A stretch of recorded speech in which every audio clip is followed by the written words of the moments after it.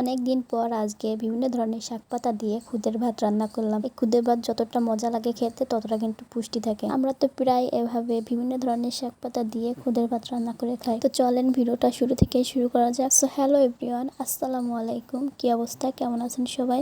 আশা করি আল্লাহর রহমতে সকলেই ভালো আছেন। আলহামদুলিল্লাহ, আপনাদের দোয়ায় আমরাও ভালো আছি। এই তো চুলায় কড়াই বসিয়ে দিয়েছি। কড়াইতে তেল দিয়ে দিয়েছি। এবার দিয়ে দিচ্ছি পেঁয়াজ কুচি, রসুন কুচি এবং কাঁচামরিচ কুচি দিয়ে ভালোভাবে নাড়াচাড়া করে নিয়েছি। নাড়াচাড়া করে নিয়ে দিয়ে দিয়েছি এর মধ্যে অনেকটা লবণ, জিরা এবং 2 চামচ হলুদের গুঁড়া। সবকিছু দেওয়া হয়ে গেলে এবার আবারও ভালো করে নাড়াচাড়া করে ভেজে নেব।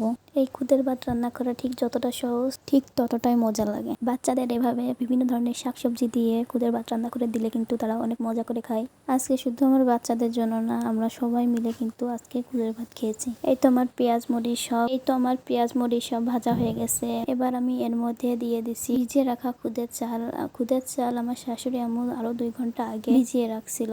এবার আমি চালগুলো খুব ভালোভাবে ভেজে নেব। পোলাও ভাত রান্না করার সময় আমরা চাল যেভাবে ঠিক ভেজে নিই, ঠিক সেভাবে আমি কিন্তু খুদের চালও ভেজে নিয়েছি। এবার ভাজা হয়ে গেলে আমি বেশ অনেকটা কড়াইতে পানি দিয়ে দিয়েছি। কড়াইতে পানি দিয়ে ভালোভাবে নাড়াচাড়া করে দিলাম। এরপর এর মধ্যে দিয়ে দিচ্ছি 2টা দারুচিনি এবং 4টা এলাচ। না দিলেও হবে, এটা একদম অপশনাল, দিলেও হবে না দিলেও হবে।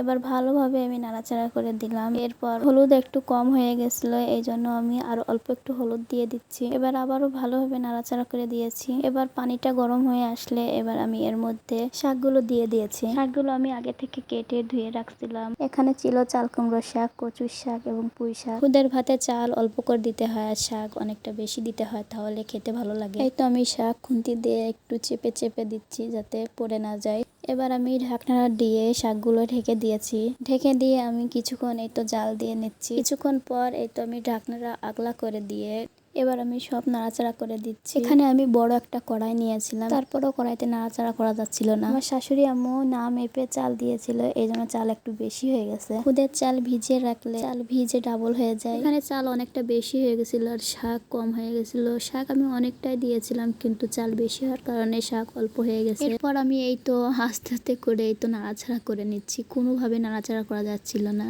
আস্তে আস্তে নাড়াচাড়া করে এই তো একটু ঢেকে দিলাম। ভালোভাবে নাড়াচাড়া করা যাচ্ছিল না। খুদের ভাত যত নাড়াচাড়া করা হবে তত কিন্তু ভালো লাগবে খেতে, কিন্তু আমি একদমই নাড়াচাড়া করতে পারতেছিলাম না। এই তো কিছুক্ষণ পর পর আমি এভাবে একটু আস্তে আস্তে নাড়াচাড়া করে দিচ্ছি। আপনারা একবার হলো এভাবে রান্না করে দেখবেন, খুদের ভাত অনেক ভালো লাগবে খেতে। আবার আমার মতো চাল যেন বেশি দিয়ে দেন না, চাল বেশি দিলে আসলে ভালো লাগে না খেতে। চাল অল্প দিবেন এবং শাক বেশি দিবেন, তাহলে অনেক ভালো লাগবে খেতে।